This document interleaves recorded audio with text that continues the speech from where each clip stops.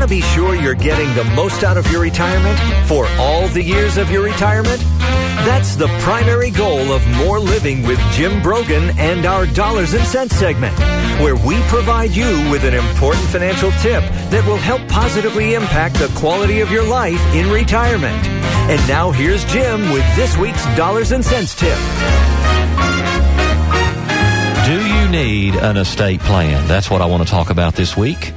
Now, many people, when we hear the word estate planning, we think about estate tax planning. Tax planning is a very small piece of the estate planning pie.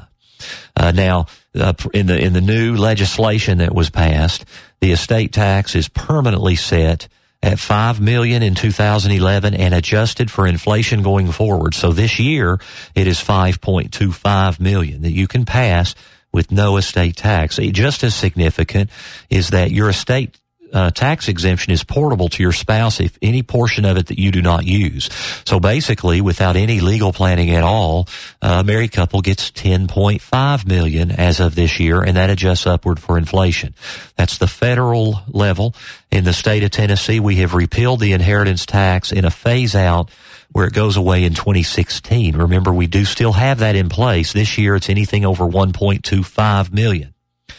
So, and I know that those all sound like big numbers, but when you start adding things up, your house, your investments, your 401ks, and be sure to add your life insurance. If you own the life insurance, that is part of your taxable estate. You can get to a $1.25 million number pretty quickly. But you know, a lot of you are not at those levels. And so I'm often asked, Jim, do I need an estate plan? And the answer is if you own something and you love somebody, you need an estate plan. The tax piece is a very small piece of it. And what it's all about is making sure the people that you love and that you want to be sure get the benefit from whatever you do own, that they get that benefit.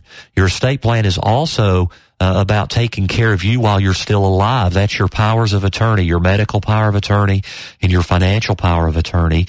And of course, a living will, which is an advanced medical directive.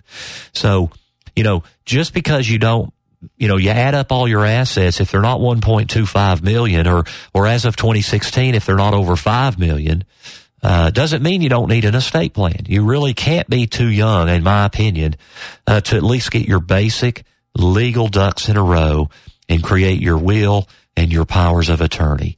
So do you need an estate plan? If you own something and love somebody, absolutely the answer is yes. And that's our Dollars and Cents segment for this week. You can find this week's Dollars and Cents segment and others by visiting BroganFinancial.com.